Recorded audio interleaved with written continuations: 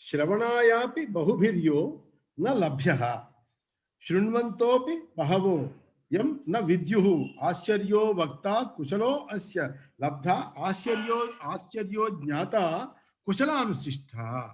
ఇక్కడ మనం అసలు ఆయన గురించి అనేక మంది, ఇక్కడ ఉన్న 10 మంది 20 మంది 100 మంది కాదు, అనేకులు ఆయన గురించి అసలు విని ఉండరు కూడా చాలా మంది. శ్రవణాయాపి బహుభిర్యోనః అది అక్కడ. అట్లాగే చాలా మందికి విన్నప్పటికీ కూడా ఆయన గురించి తెలుసుకోలేదు. శృణ్వంతోపి బహవో యం న విద్యుః అది తెలుసుకోలేకపోయారు. అలాంటి అద్భుతమైనటువంటి ఆశ్చర్యో, ఆయన అంతటి ఆశ్చర్యకరమైనటువంటి వ్యక్తి ఆయన. చూడండి, అలాంటి ఆ పరమాత్ముడిని పొందిన వాడే చాలా సమర్థుడు, చాలా గొప్పవాడు. యోగ్యత కలిగినటువంటి గురువు దగ్గర శిక్షణ పొంది ఆయన్ని గ్రహించగలిగినటువంటి వాడు నిజంగా అద్భుతమైన వాడే. ఇది కఠోపనిషత్తులో ఉన్నటువంటి పాదం. ఇంకోటి ఆశ్చర్యవత్ పశ్యతి కశ్చిత్ ఏనం, ఇది భగవద్గీతలో 2వ అధ్యాయంలో 29వ దాంట్లో మొదటి పాదం అన్నమాట. అంటే ఆయన చెప్పాడు, ఎంతో మంది భక్తులు ఉంటారు, ఎంతో మంది ఉంటారు, అంతమందిలో ఎంతో మంది నా గురించి తెలుసు ప్రయత్నం చేస్తారు, అంతమందిలో ఎన్ని కోట్ల మందిలో ఎవడో ఒక్కడు మాత్రమే ఆత్మని ఆశ్చర్యకరమైనటువంటి వస్తువుగా చూడగలగడు అని గీతాచార్యుడు చెప్పాడు. అదే ఇక్కడ అన్నమాట. అందువలన ఆయన అద్భుతుడయ్యాడు. సనాతనతమ కపిల కపిలవ్యయ స్వస్తిద స్వస్తికృత్ స్వస్తి స్వస్తిభుక్ స్వస్తి దక్షిణ. ఇక్కడ ఇవన్నీ చూడండి. సనాతన్ అంటే సనాతనము అనే పదం విన్నాం కదా, అంటే పురాతనం అన్నమాట. అక్కడ ఎంతో ఎప్పటివో చిరకాలం నుంచి ఉన్నవాడు అన్నమాట. సుదీర్ఘమైన కాలం అని అర్థం. సనాతన కాలం నుంచి ఉన్నవాడు. కాలం అసలు ఏమిటిది? కాలం పరమాత్ముడి యొక్క స్వరూపమే కదా. కాబట్టి పరస్య బ్రహ్మణో రూపం పురుష ప్రథమం ద్విజ వ్యక్తావ్యక్తే తథైవాన్యే రూపే కాలస్తథా పరం. ఇది విష్ణు పురాణంలోదే. అంటే పరబ్రహ్మకి సంబంధించినటువంటి మొదటి రూపం ఏమిటది? చైతన్యం, అదే పురుషుడు. అలాగే అవ్యక్తం అది ప్రకృతి. వ్యక్తం, మహత్తత్వం, కాలం ఇవన్నీ కూడా ఆయన యొక్క రూపాలే. పరస్య బ్రహ్మణో రూపం పురుష ప్రథమం ద్విజ. ఓ విను నాయన, వ్యక్తావ్యక్తే తథైవాన్యే రూపే కాలస్తథాపరం. వ్యక్తమైనది అవ్యక్తమైనది వీటన్నిటివి, ఈ కాలం, ఈ మహత్తత్వం ఉందే, ఇవన్నీ కూడా ఆయన రూపాలే. సనాతనతమః, సనాతనులకే తమః అంటే సూపర్లేటివ్ డిగ్రీ. ఇక్కడ ఫస్ట్ గుడ్, బెటర్, బెస్ట్ అని ఎలా చెప్తున్నామో అక్కడ తమః అంటే అదనమాట.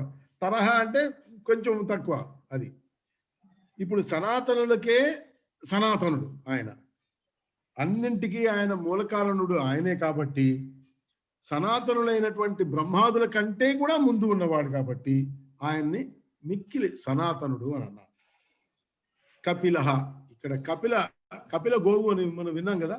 కపిల గోవు అంటే అందరూ ఏమనుకుంటారు? నల్లటి గోవు అనుకుంటారు కదా. కాదు, కపిల గోవు అంటే కొంచెం లేత ఎరుపు రంగులో ఉంటుంది. అది ఆ లేత ఎరుపు రంగులో ఉన్నటువంటి గోవునే కపిల గోవు అంటారు. అది మనకి చాలా కనిపిస్తాయి కపిల గోవులు. చాలా అంటే మనం అక్కడక్కడ మనకి కొంచెం ఎరుపు రంగు ఉన్నటువంటి గోవు కనిపిస్తుంది. ఎరుపు అంటే ఇట్లాంటి ఎరుపు కాదు, అది ఒక విధమైన కపిల రంగు. అది అద్భుతమైనటువంటి రంగు. అది ఆ రంగులో ఉన్నది.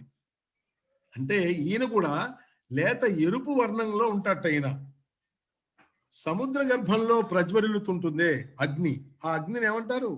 బడబాగ్ని అంటారు. ఆ బడబాగ్ని కూడా సూర్యుడి రూపంలో తనక ఇదేంటి ఒక విధమైనటువంటి లేత ఎరుపు రంగులో ఉంటుంది. అది ఆ బడబాగ్ని కూడా భగవంతుడి యొక్క ఒక ఐశ్వర్యం, ఒక విభూతి లాగా చెప్తారు. ఆ బడబాగ్ని కూడా ఆ అగ్ని ఎలా ఉంటుంది? దాని యొక్క రంగు లేత ఎరుపులో ఉంటుంది అన్నమాట. అట్లా ప్రకాశించేవాడే కపిలుడు, ఆయనే కపిల మహర్షి. ఆ కపిల మహర్షి ఎవరు? దేవహూతి కర్దమ ప్రజాపతులకి పుట్టినటువంటి వాడు, సాంఖ్యయోగాన్ని ప్రపంచాన్ని అంతటికీ చెప్పినవాడు, బోధ చేసినటువంటి వాడు ఆ కపిల మహర్షి.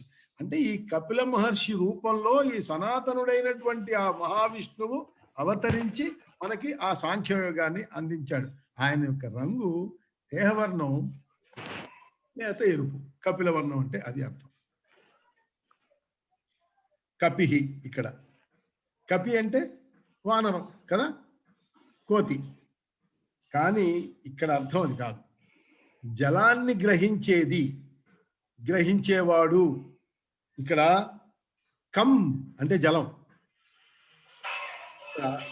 సంస్కృత అక్షరాల్లో కహ అంటే బ్రహ్మ, మళ్ళీ కం అంటే జలం. ఆ జలం ఆయన సూర్యుని రూపంలో తన కిరణాలతోటి మొత్తాన్ని లాగేస్తాడు కాబట్టి పిహి, కపిహి. పి అంటే పీల్చేసేవాడు, అంత పైకి లాగేస్తాడు కాబట్టి ఆయన్ని కపి అంటారు. భగవంతుణ్ణి కపి అని అనటానికి ఇది కారణం, ఇందువల్ల అనమాట. కపిర్ వరాహ శ్రేష్ఠ. మళ్ళీ కపి అంటే వరాహం అని కూడా అర్థం ఉంది. అది కూడా అంతకు ముందు మనం చెప్పుకున్నాం, వరాహ అవతారం కపి అని. కపీంద్ర అని చెప్పుకున్నాం కదా, అంటే వరాహాలు అన్నింటిలోకి శ్రేష్టమైనటువంటి వాడు అని ఇంతకు ముందే ఈ విష్ణు సహస్రనామంలోనే మనం చెప్పుకున్నాం ఒకసారి. అవ్యయ అంటే ప్రళయంలో సర్వాన్ని తనలోకి చేర్చుకునేవాడు అవ్యయ. క్షమించండి, అప్యయ. అవ్యయ కాదు, అప్యయ. అప అంటే నీళ్లు, అందువలన అప్యయ అని వచ్చింది అనమాట. అప్యయ అంటే ప్రళయంలో ఈ సర్వాన్ని, అంటే అదంతా జలము కదా, అదంతా అన్నిటినీ తనలోకి చేర్చుకునేవాడు. స్వస్తిదహ. స్వస్తిదహ అంటే భక్తులకి శుభాన్ని చేకూర్చేవాడు. భక్తి మనకి స్వస్తి దహ. స్వస్తి అంటే శుభం, ఆ శుభాన్ని మనకి ఇచ్చేవాడు. దహ ప్రసాదించేవాడు స్వస్తి దహ. స్వస్తికృత్. స్వస్తికృత్ అంటే ఈ మనకి శుభకరమైనటువంటి మంగళప్రదమైనటువంటి కార్యాలని చేసేవాడు. కృత్ అంటే చేయువాడు. స్వస్తి అంటే పరమానంద స్వరూపుడు ఆయన.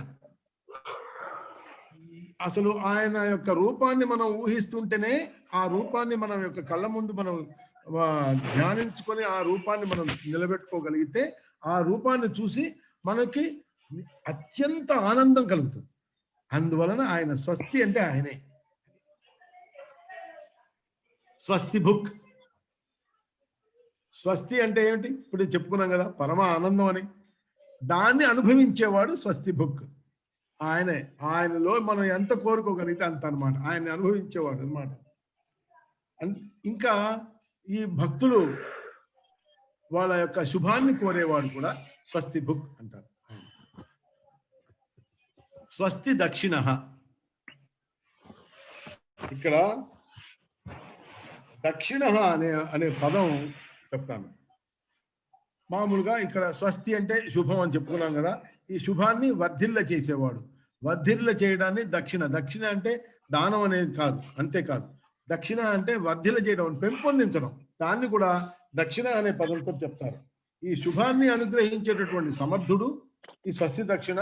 లేకపోతే త్వరగా శుభాన్ని మనకి ప్రదానం చేసేటటువంటి వాడు, ఇంకా పెంచి ఇచ్చేవాడు. అలా దానికి సమర్థుడైనటువంటి వాడు ఈ స్వస్తి దక్షిణ. ఇక్కడ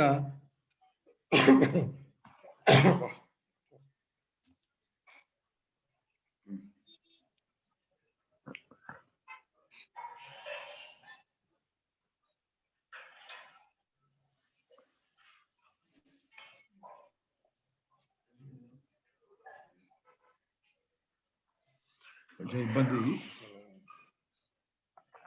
ఇది ఎంత గొప్ప పటిక బెల్లం పెట్టుకో నోట్లో. కాదమ్మా, నాకు కొంచెం ఈ ప్రాబ్లం ఉంది. అది ఎక్స్ట్రా చేస్తే అది వస్తుంది. ఎక్కువసేపు మాట్లాడుతూ ఉంటే జీరలాగా వస్తుంది. అది నేను బయటకి ఎమిట్ చేసేయాలి. అందువలన ఇది జరుగుతుంది అనమాట. తప్పట్లేదు, అది ఒకసారి ఉండదు, ఒకసారి తప్పట్లేదు. మనం ఏ పదం గురించి చెప్పుకుంటున్నాం మనం? స్వస్తి దక్షిణ కదా. ఈ స్మృతే, ఈ పదం వినండి. ఇది బ్రహ్మానంద పురాణంలోంచి వచ్చినటువంటి సూక్తి అన్నమాట. ఇది అయితే ఓయ్ సకల కళ్యాణ భాజనం ఆ ఆ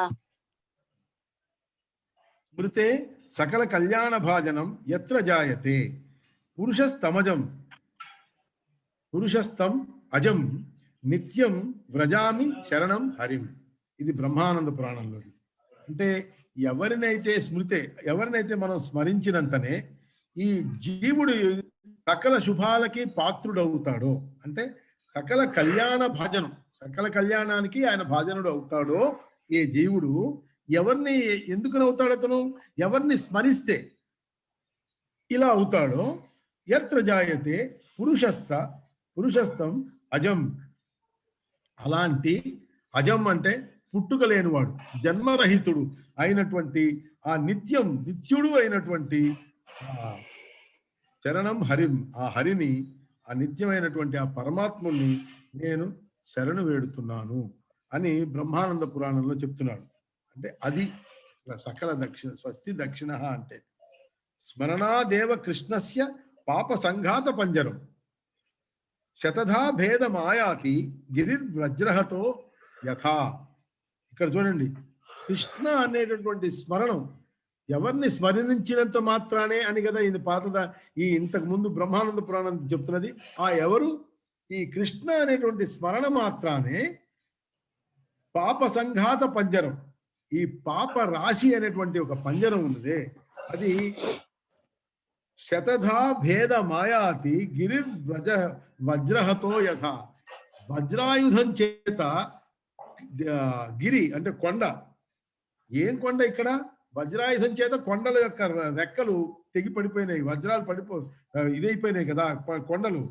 అది ఎట్లా లెక్కలు రానటువంటి ముక్కలుగా ఎలా పడిపోయినాయో వజ్రాయుధం లాగా వలన, అట్లాగే ఈ కృష్ణ అనేటువంటి నామ స్మరణ వలన ఈ పాప రాశి అయినటువంటి పంజరం ముక్కలై పడిపోతుంది. అంటే ఆ లోపల ఉన్నటువంటి చల్లా చెదరు అయిపోయి ముక్కలైపోతాయి అనేది చెప్తున్నాడు. అటువంటి వాడు, అందువలన ఆయన స్వస్తి దక్షిణుడు అయ్యాడు.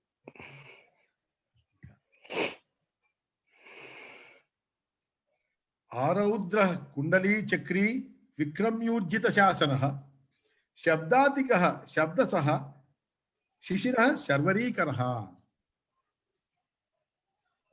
ఇక్కడ చూడండి, శర్వరీకరుడు అంటే ఇది చివరి పదం. శర్వరి అంటే రాత్రి అని అర్థం. శార్వరి నామ సంవత్సరం ఉంది మనం ఇప్పుడు నడుస్తున్నది, అది శర్వరి అంటే దాని పేరు రాత్రి అని. ఆ శర్వరీకర రాత్రి జరుగుతుందన్నమాట.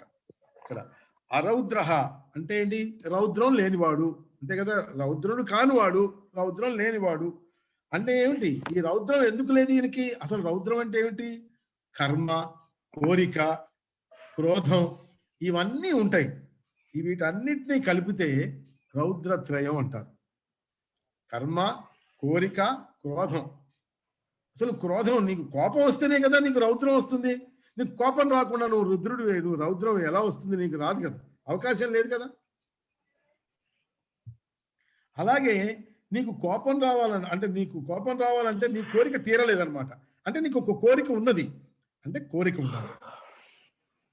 ఇంకా కర్మ, ఇది నువ్వు చేసింది పనికి నువ్వు చెయ్యాలి ఆ పని, అది నీకు సరిగ్గా అవ్వటం లేదు ఆ పని, అంటే నువ్వు కోరిన పని నీకు అవ్వటం లేదు కాబట్టి నీకు కోరిక ఇది అవ్వలేదు కాబట్టి నీకు కోపం వచ్చింది. ఈ కోపం వల్ల నీకు రౌద్రం వచ్చింది. అంటే ఈ రౌద్రం అనేటటువంటిది ఈ మూడిటి వలన, అందువల్లనే దీన్ని రౌద్రత్రయం అని అన్నారు. ఈ పరమాత్ముడైనటువంటి వాడు అరౌద్రుడు. ఎందుకని, ఆయన పూర్ణకాముడు. ఆయనకి అసలు అన్ని కోరికలు ఒకవేళ ఉంటే తీరినాయి, లేకపోతే ఆయనకి కోరికలే ఉండవు. కాబట్టి కోరికలే లేనటువంటి వాడు రౌద్రుడు ఎలా అవుతాడు, అవడు. అందువలన ఆయన అరౌద్రుడు. ఇంత ఉన్నది అరౌద్ర అనేటువంటి పదానికి మనం చెప్పుకోగలిగితే అంత. ఆయనకి రాగద్వేషాలు ఉంటాయా, ఉండవు కదా. కుండలి అంటే కుండలాలు కలిగిన వాడు. మామూలుగా కుండలి అంటే కుండలం అంటే చెవులకు పెట్టుకునేవే కదా, ఆయనకి కుండలాలు కలిగినటువంటి వాడు. అది ఎలా ఉంటాయి ఆయన యొక్క కుండలాలు, సూర్యమండలం లాగా ఆ కాంతులతో తేజరులుతూ ఉంటాయి అవి. ఈయన సాంఖ్య యోగ దర్శనాలు, సాంఖ్య యోగం నేను చెప్పాను కదా, ఇవి కపిలావతారంలో ఆయన సాంఖ్య యోగం మన చేత దర్శింపజేస్తున్నాడు అని, మనకి ప్రసాదించాడు అని. తర్వాత ఈ కుండలాల్ని మనం ఏమంటాం? మకర కుండలాలు అంటాం.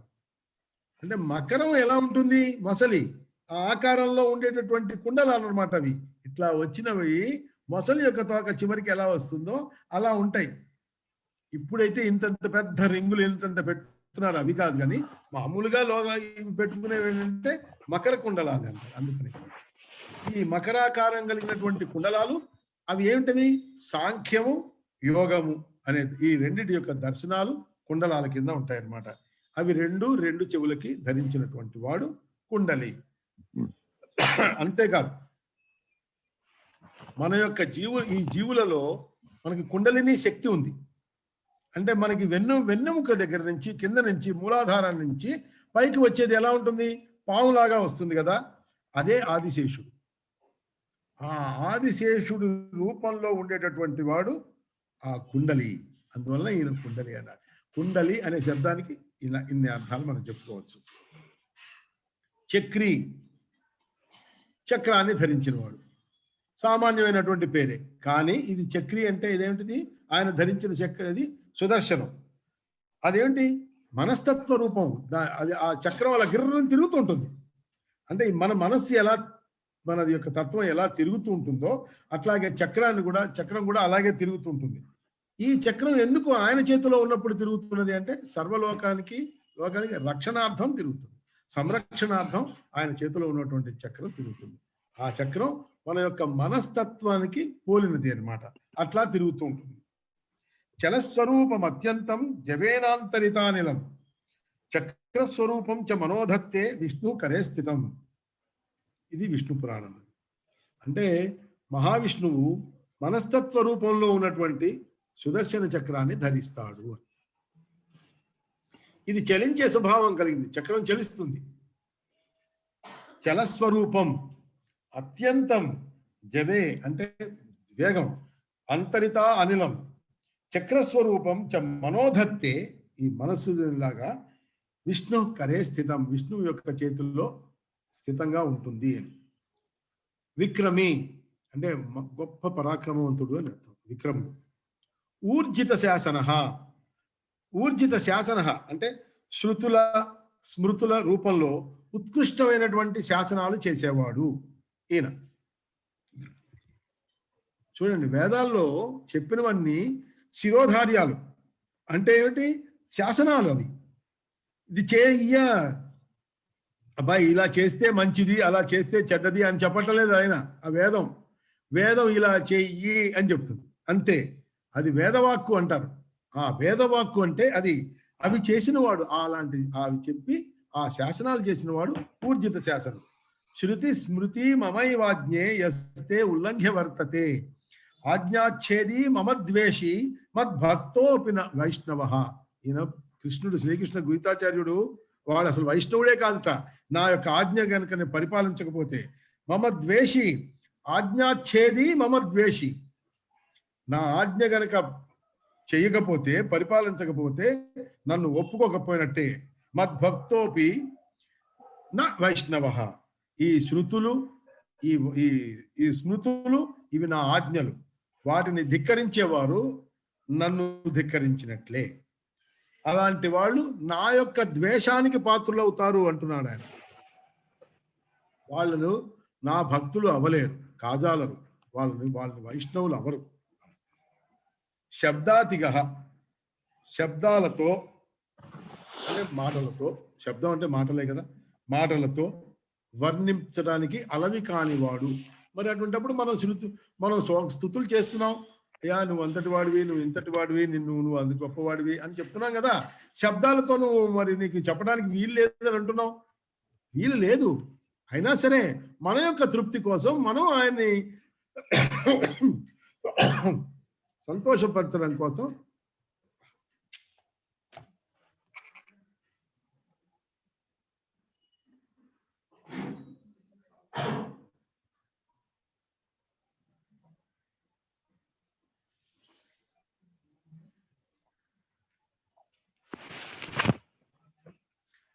ఆయన్ని సంతోష పెడుతున్నామో లేదో గాని మనం ఆయన్ని సంతోష పెడుతున్నాం అని అనుకుని మనం సంతోషపడుతున్నాం, ఆ భగవంతుని యొక్క దగ్గరికి వెళ్తున్నామని మనం అనుకుంటున్నాం అన్నమాట. తర్వాత ఈ జాతి, గుణం, క్రియ, ఈ మూడు శబ్ద ప్రకృతికి ప్రవృత్తికి హేతువులు అని ఈ వాక్యానికి అర్థం చూద్దాం మనం. ఏదైనా ఒక శబ్దం ఒక వ్యక్తి విషయంలో ప్రయోగించడానికి హేతువు అంటే ఏమిటి? మురళీకృష్ణ దుష్టుడు అనే ఒక పదం అనే ఒక వాక్యంలో ఈ దుష్టుడు అనేటువంటి పదాన్ని నేను చెప్పాను. అంటే దీనికి ఈ జాతి, వీడి దుష్టత్వం అనేటువంటి గుణం, దుష్టత్వం అనే గుణం ఏంటి? నేను చేసినటువంటి పనుల వల్ల కదా, క్రియ, దాని వల్ల కదా నాకు ఈ గుణం వచ్చింది. నన్ను దుష్టుడు అని నేను చెప్పిన పదంలో ఇంత ఉన్నది. అంటే ఇది జాతి, గుణం, క్రియ, ఈ మూడు కూడా ఈ శబ్ద ప్రవృత్తికి, ఈ మనం చెప్పే మాటకి హేతువులు.